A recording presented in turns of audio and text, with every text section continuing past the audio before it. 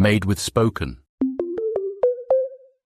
Celestial Convergence Dragons of Vacari No. 3 by T.A. McEvoy. Digital narration, performed by multiple digital voices. The skies above Crystal Vale still shimmered with the fading trails of divine presence.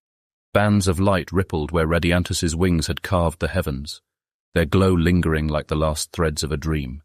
Where battle-scorched earth had blackened the courtyard, healing now stirred. Shoots of green pushed through cracked stone. Golden light slipped between wounded trees, carrying the resin-sweet breath of new growth after fire. In the palace courtyard, anticipation swelled like a held breath. Radiantus descended first, vast wings folding inward as his form rippled into the gleam of platinum flesh. A heartbeat later, Cadona stepped through a sunlit veil, radiant as dawn, while Lysander emerged beside her in a wash of sea spray mist. Keisha, Ong, Kalorn, and King Manard were already waiting. Valion moved first. His breath caught as the three divine figures approached. Radiantus's gaze met his without hesitation. "You have nothing to fear from the one who claimed you," the Platinum Dragon said, his voice steady as stone, vast as thunder. "The council was unanimous. The decree stands. You are free." Valion's knees buckled.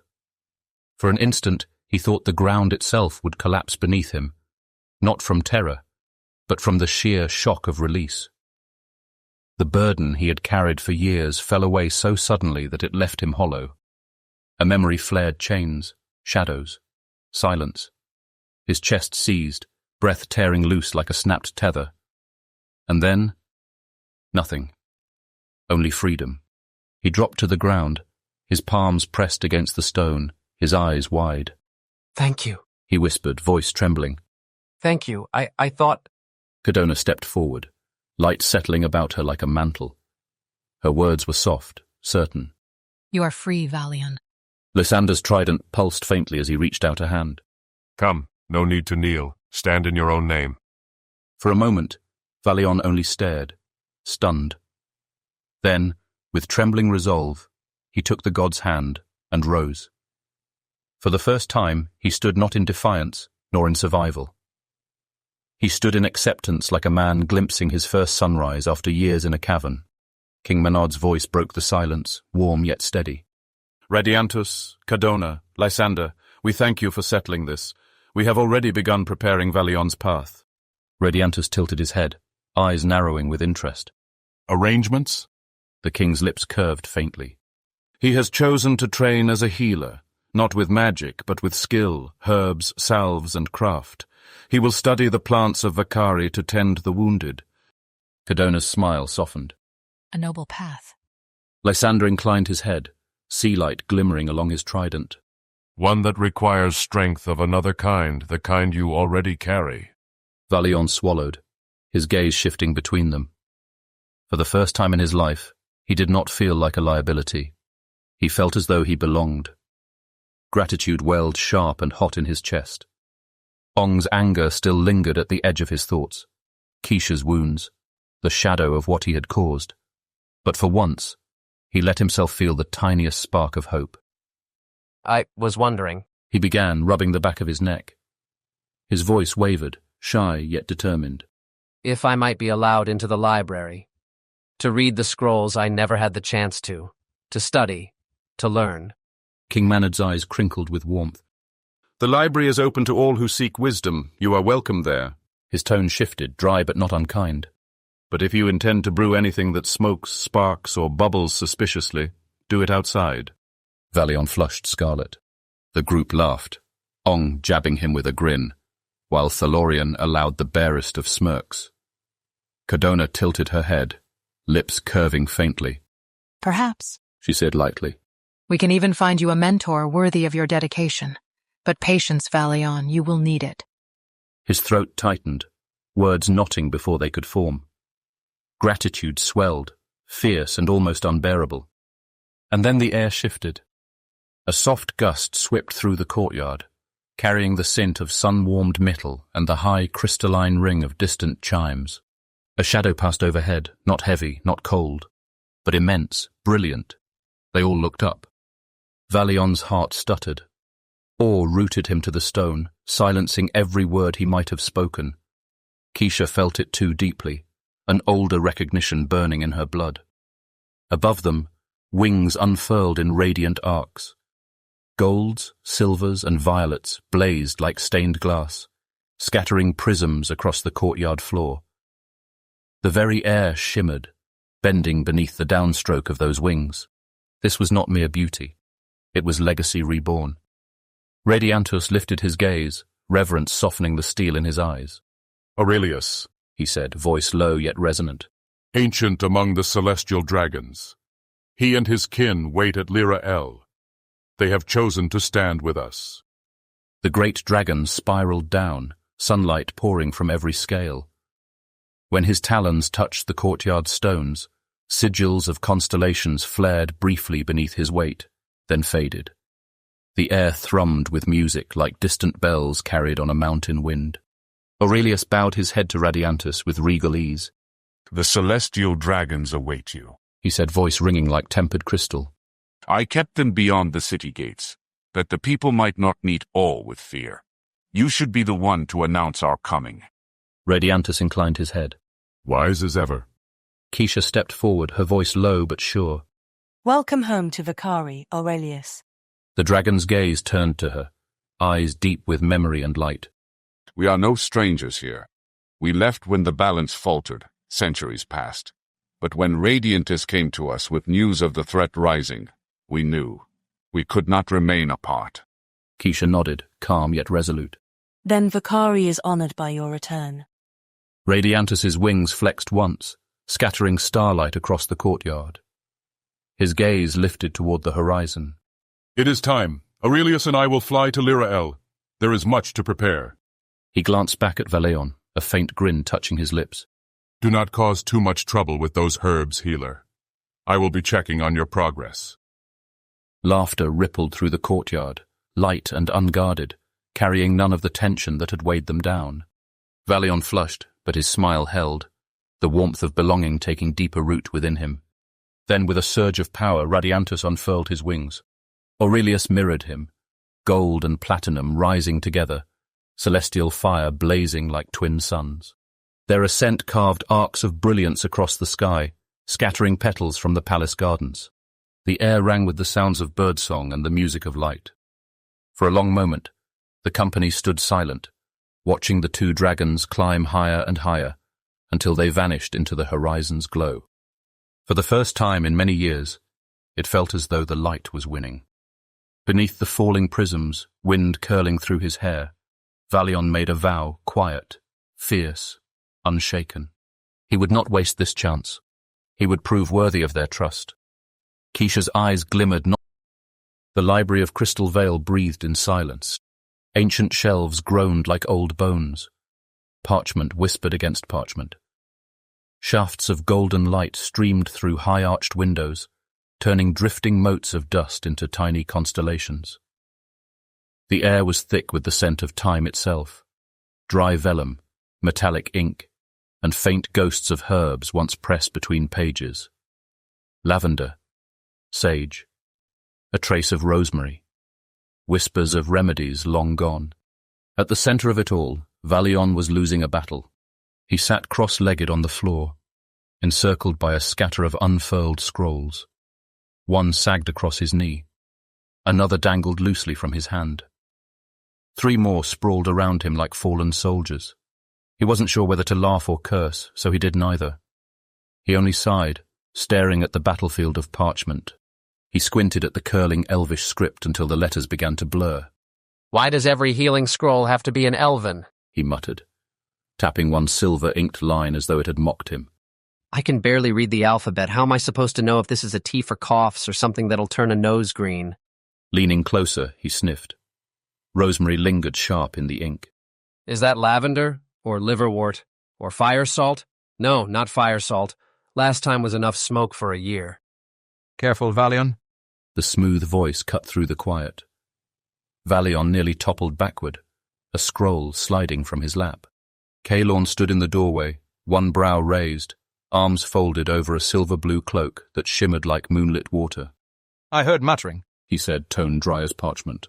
I assumed either a brewing catastrophe, or that you'd finally lost an argument with parchment. Valion groaned. I've lost several. The scrolls are winning. Caelorn crossed the room, the leather of his gloves whispering as he knelt to retrieve a discarded roll.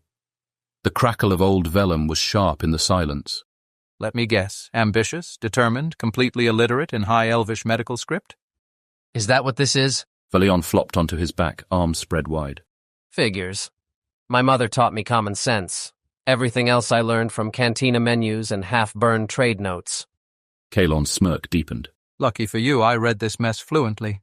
Valion pushed himself upright, parchment sliding from his lap. I'd be grateful, but could you teach me to read it instead of just telling me? You won't always be here, and if I'm going to do this... His voice fell, bare and earnest. I want to do it properly. For the first time, Caelorn's expression shifted from wryness to something softer. Respect, quiet and unexpected, touched his gaze. A memory flickered, ink-stained fingers. Nights spent forcing stubborn glyphs into meaning.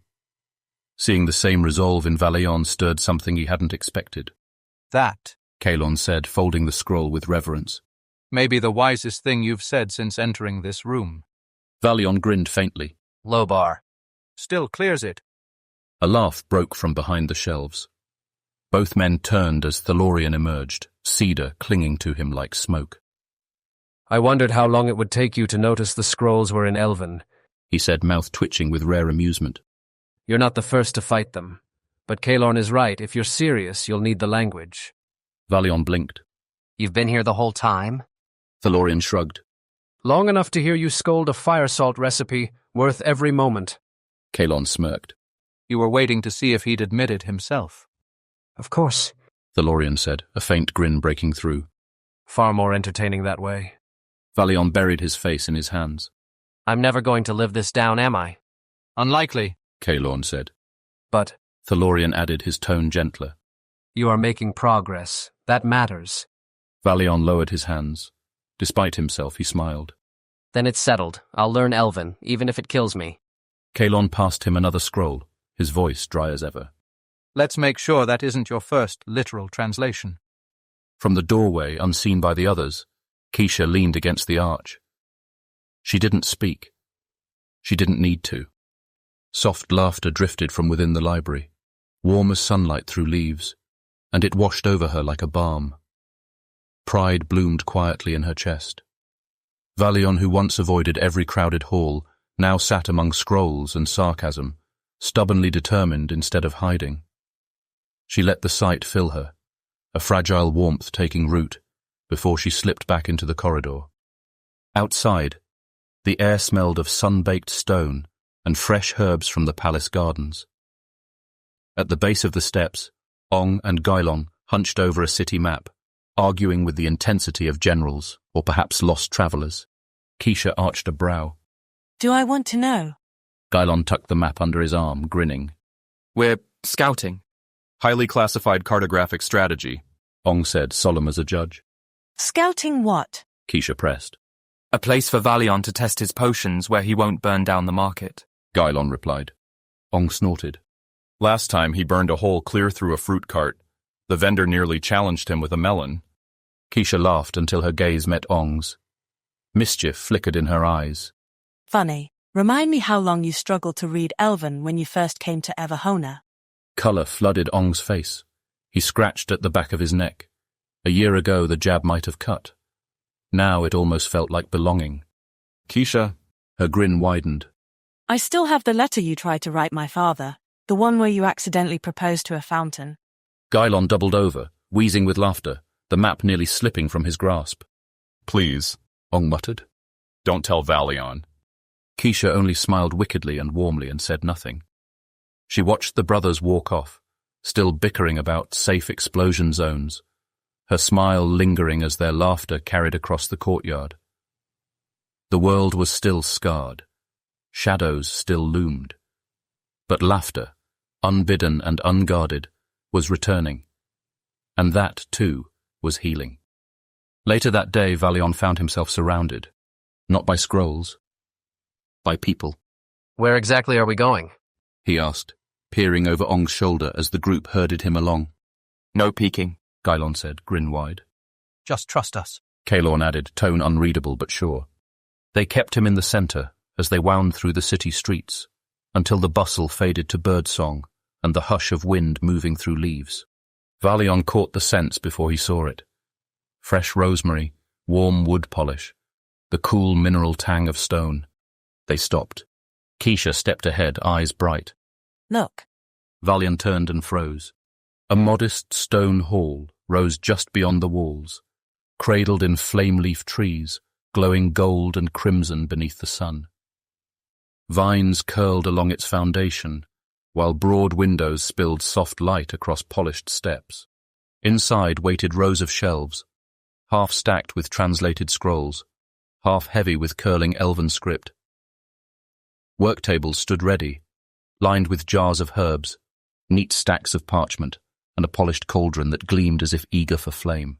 Gylon swept his arm wide. Your very own mixing hall. Valion stared, breath caught, disbelief swelling until it ached. Weeks ago he had hidden in shadows, bracing for exile. Now, this. A gift, a beginning, a promise. I don't even know what to say. Keisha folded her arms, smirking. Start with, I won't burn it down. Valion flushed. That was one time. Laughter burst around him, bright and unrestrained. Even Kalorn allowed himself to smile. Valion shook his head, though his grin was wide and unguarded. Then I'd better get to work. He stepped forward, running his hand across the sun-warmed wood of the table. The grain was smooth beneath his fingertips, solid, enduring. His touch lingered on a bundle of dried rosemary tied in twine. The sharp, clean scent rose, grounding him in the present. The roots he thought were severed were growing again, quietly, steadily, alive. This wasn't just a room. It was a chance, and he would rise to meet it. The skies above Flameford churned with bruised clouds, rolling in like a tide of ash eager to smother the city. Sulphur burned in the air, acrid and suffocating, as though the very stones exhaled their anguish. Silence followed, unnatural, heavy as if the world itself dared not speak. Then the tower doors exploded inward. The crash rang like thunder against obsidian, and with it came a surge of raw power. Lightning ripped across the vaulted ceiling, gouging jagged scars into black stone before racing down the walls in a web of searing veins. Ozone stung the chamber, sharp and bitter, the scent of things scorched too quickly to burn. A figure strode through the wreckage, robes snapping in a storm of their own making. Their eyes blazed like molten suns rimmed in shadow, coils of fire and darkness writhing around them, hissing as they struck the floor. In the far corner, Lyra and Kalan flinched. She shrank deeper into the gloom, fingers tight around her staff, while he stepped instinctively in front of her. Whatever lay tangled between them, his body remembered. He would always stand between his sister and danger. The figure paced, fury sparking against the stones. Flames licked their robes as they roared. The gods intervened. Radiantus intervened. They dare steal from me, dare to strip me of what was promised. Dominion, eternity, mine by right. Lightning screamed upward, shattering a brazier and spilling molten fire down the steps in glowing rivulets. The tower shuddered. When at last the storm ebbed, silence crept in again, tense and waiting. The siblings did not move. Kelaun's gaze slid toward Lyra. Her breath trembled as she lifted her hands, weaving pale blue threads of warding light, a fragile barrier against the lingering crackle of power. Her voice was soft, but the question landed like a stone dropped in still water. Then the gods chose him over you? The figure's lip curled, flames ghosting beneath their cloak. Not just that. Radiantus returned. This means the old scrolls, which were meant to unbind the wards, are now useless. That meddling dragon has tipped the balance. Their fury cooled into something more dangerous than rage. He was supposed to remain absent, dormant, and now he stirs alliances that should never have rekindled. The chamber dimmed as their power pulsed outward, no longer wild but sharpened to a lethal edge. Cracks glowed faintly in the stone, as if the tower itself strained beneath their will. Their gaze snapped to Kelon. You prepare for a journey. Kelon stiffened, his shoulders tightening before he caught himself. Where? His voice was steady, though he would not meet their eyes. Instinct still drove him to shield Lyra, though every new command tightened the leash around his own throat. There is a city. New Shadowhaven. The figure's mouth curved into something that wasn't quite a smile. A haven for those who thrive in lawlessness. They stepped closer, voices a ribbon of silken venom. You will go there. Learn what you can. Quietly. We may find allies. Or tools. Kellan's jaw clenched. That's across the ivory moonbeams. I am aware. Fire spat from their sleeve and died in a hiss. Cross swiftly, silently. Do not draw the Sylvan Elves' gaze. If they catch you, I will not protect you. Kellan's fist tightened at his side. Resentment flickered across his face, quickly buried, but not gone. He lowered his head. He would obey for now. In the shadows, Lyra's ward pulsed like a heartbeat. Her eyes narrowed, dread threading her voice. Shadowhaven, if even they turn on us, what then? The figure's eyes burned hotter, words falling like ash. Then we will turn them into what they were always meant to be. They turned from Kellan, gaze narrowing on Lyra. As for you, they said, voice cold as steel. Forget the scrolls. They are dust now. Lyra's eyes flickered with unease, but she did not answer. I have another task for you that you must not fail. The air chilled, slicing through the fading heat of lightning. Shadows clung to the figure like a second skin as their voice sharpened. You will contact an umbral elf named Reese. Not a request, a command. He will take the mantle of leadership over the umbral elves at once. Lyra's lips parted. The one said to be lurking near Lyra'el? A slow, cruel smirk. There are no rumors. They have been watching, waiting. They will serve whether they realize it yet or not. And you want me to reach him now? Through your magic, the figure replied. For now, your presence in Lyra'el must remain hidden until the moment I choose. Lyra inclined her head, raising her hands. Pale glyphs shimmered into being, silver threads weaving under her trembling fingers. She steadied herself, but not before Kellan caught the hesitation, the flicker of doubt she had tried to bury. The figure swept past, cloak snapping like a banner of smoke. They stepped into the open archway, staring out over Flameford's ash-drenched sprawl. The storm muttered low on the horizon. A cry split the night-long roar, not dragon, not wind.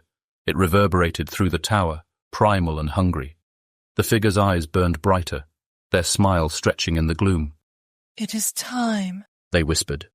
Let Shadowhaven wake, and let the abyss rise. Kellan drew the leather straps of his satchel tight, brisk, practiced, almost impatient. The corridor reeked faintly of scorched stone, and the chill of obsidian walls pressed through his cloak, as though the tower itself meant to keep him.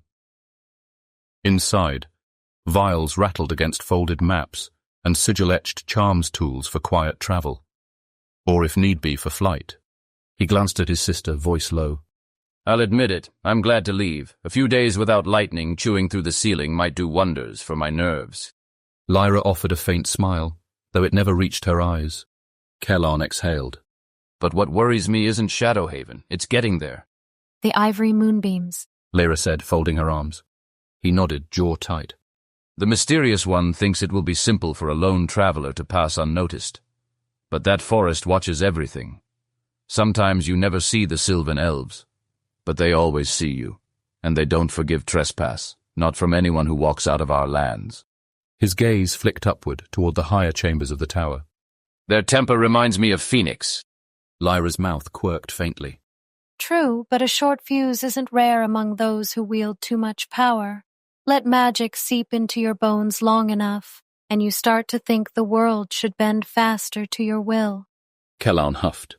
And when it doesn't, ceilings start losing pieces. This time her smile almost reached her eyes. Still, as he slung the satchel across his shoulder, hesitation rippled through him. For all his complaints, part of him loathed leaving, not with Lyra trapped here under the shadow of that creature above. The path ahead was treacherous, but what lay behind might be worse. And beyond the ivory moonbeams waited Shadowhaven, a name that coiled in his chest like a warning. Lyra's ward flickered faintly in her hands. She met her brother's gaze. Shadowhavens, if it turns on us. Kellan cut her off with a rough laugh, pulling her into a sudden, fierce embrace. Then it will learn I don't break so easily, and neither do you. He released her, turned, and vanished into the waiting dark, leaving Flameford behind, stepping toward a forest that never slept, and a city born of shadows. Lyra stood at the edge of the courtyard, watching until her brother's silhouette dissolved into the folds of mist. A flicker of loneliness stirred in her chest, brief, unspoken, unwelcome. She pressed it down, forcing her features to cool into something unreadable. His absence settled across her shoulders, like a weight she refused to name. Not today. She turned sharply and slipped back inside. The air was colder here, thick with ash and the sharp tang of stone. Her boots rang against the floor as she gathered a worn satchel, a pouch of raw-cut crystals, and the binding amulet the mysterious one had pressed into her hands weeks ago. The metal throbbed faintly, as though it remembered who owned it. A sudden flare split the shadows, heat brushing her cheek. Where are you going? The figure emerged from the stairwell, suspicion coiling in their voice. Lyra's chin lifted. Frost edged her words. To Fel Thaler. There is a ley line pool there that is stable enough to reach Reese directly, more dependable than scrying from here. Molten eyes narrowed, searching her face as she weighed every unspoken thought. Then, at last, a deliberate nod. Fine, but make certain he understands. No delay, no excuses. He takes command of the Umbral Elves now. I understand, Lyra said.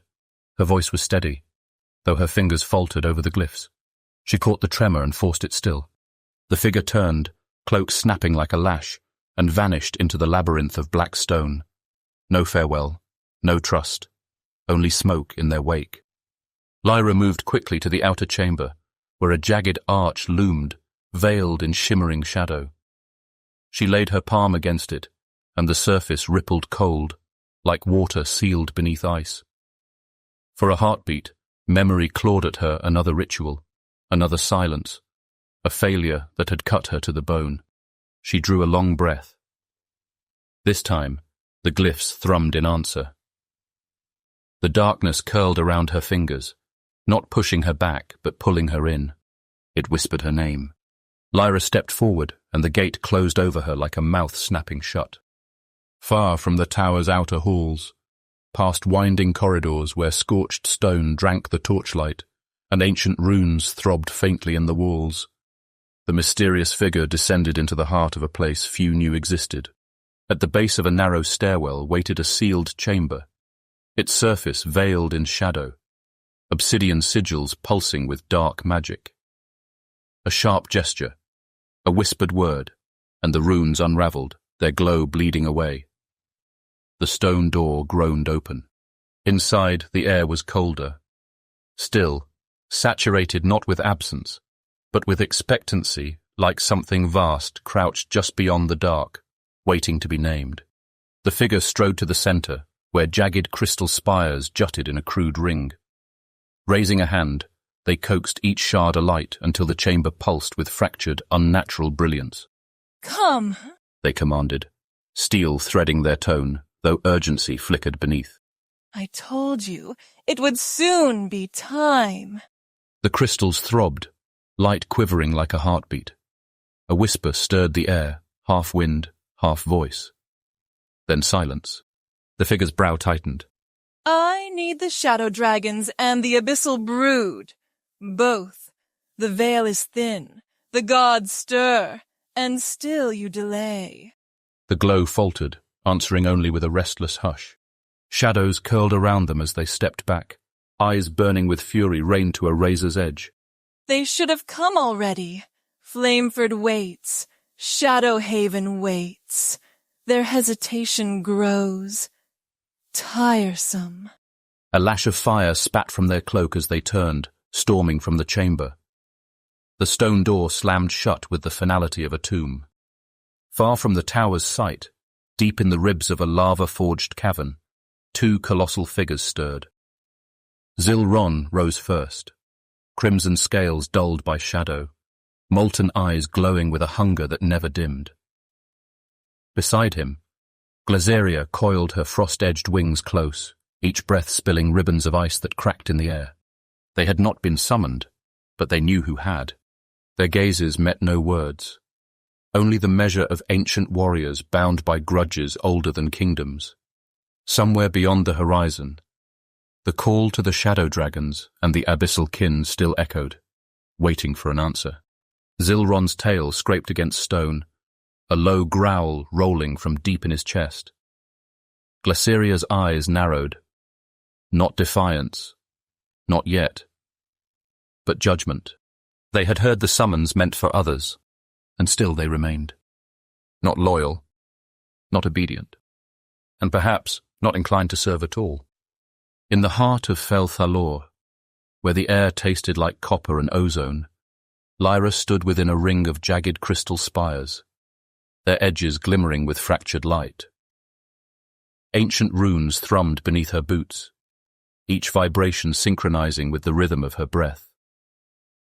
When her spell locked into place, the tether of power snapped taut, humming like ice under strain. A face formed in the veil, half swallowed by shadow, eyes sharp and watchful. His voice cut the stillness. Who are you? Why do you call me? Lyra's expression hardened, her words snapping like frost. I am Lyra, dread crusher of Fel Thalor.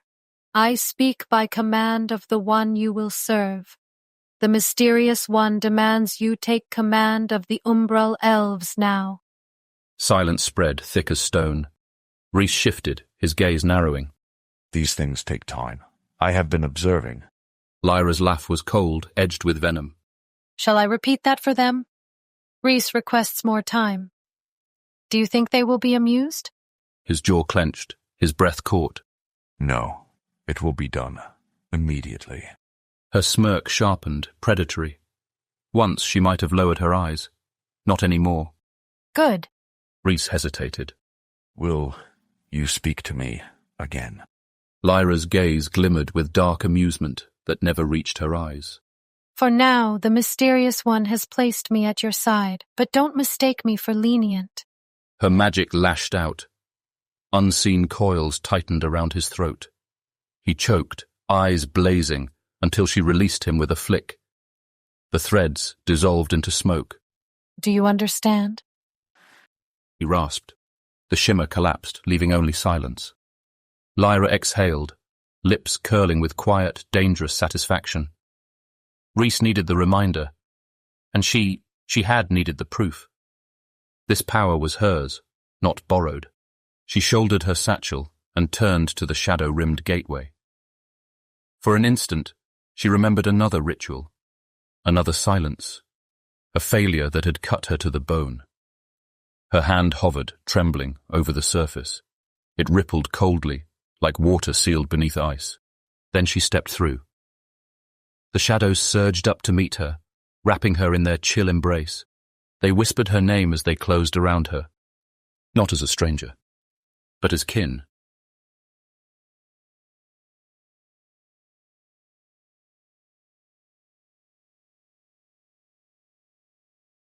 Professional audiobooks in a click. Spoken.